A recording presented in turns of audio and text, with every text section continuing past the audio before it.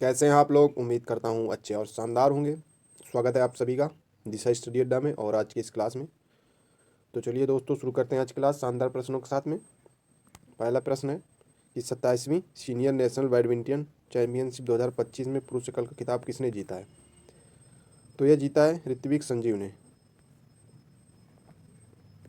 Next question है कि दोहा में आयोजित विश्व रैपिड शतरंज चैंपियनशिप 2025 में किस भारतीय शतरंज खिलाड़ी ने कांस्य पदक जीता है।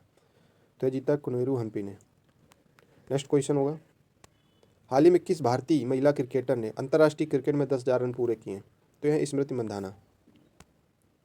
नेक्स्ट क्वेश्चन होगा हाल ही में किस देश ने रूसी रॉकेट का उपयोग करके फज्र-2 और कौसर नामक दो उपग्रह लॉन्च किए हैं। कौन सा? फज्र-2 और कौसर।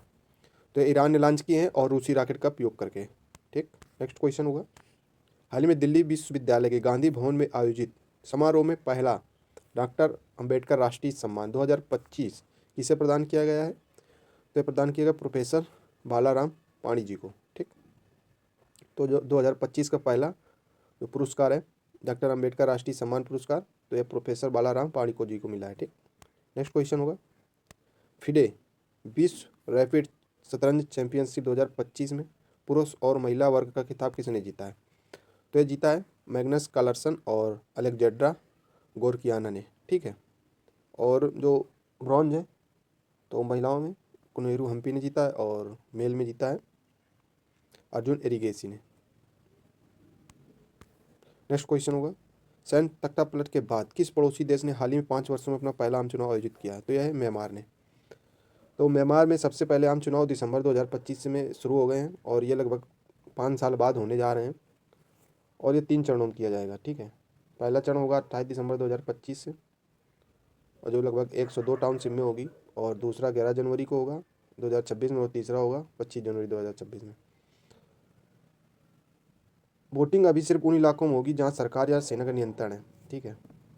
और 2021 में आप लोगों को पता ही होगा 2021 में सेना ने सत्ता पर कब्जा कर लिया था और जो चुनी वहाँ की सरकार थी उसको गिरा दिया था, और जो वहाँ के राजनीतिक जो भी नेता थे उनको जेल में डाल दिया गया था। ठीक है। तो इससे क्या गृह युद्ध हो गया, गृह युद्ध और सशस्त्र संघर्ष शुरू हो गए थे।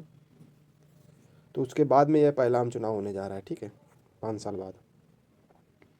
और चुनाव में लगभग 57 राजनीतिक पार्टियां भाग ले रही हैं और लगभग 5,000 जो उम्मीदवार हैं वो मैदान में है। ठीक है। परंतु जो विपक्षी दल जैसे आंग सांग सूकी पार्टी है एनएलडी, ठीक है, वो प्रतिबंधित है, क्योंकि जब 2021 में सेना ने सत्ता पे कब्जा किया था तो इस समय इनकी सरकार थी आंग सांग सूकी। ठीक है।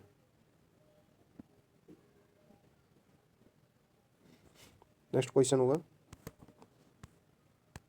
भारत के पहले स्वदेशी एमआरआई स्कैनर को किस स्टार्टअप कंपनी ने विकसित किया है और जिसे दिसंबर 2025 में लॉन्च किया गया है। तो यह है वोक्सल ग्रिड्स। ठीक है। तो यह भारत की पहली एमआरआई स्कैनर मशीन होगी।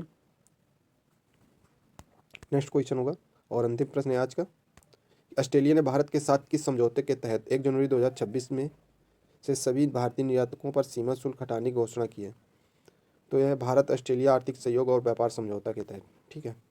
तो दोस्तों आज की रही क्लास, और कैसे लगी आप लोगों को कमेंट करके ज़रूर बताइएगा और क्लास को शेयर ज़रूर कर दिया करिए।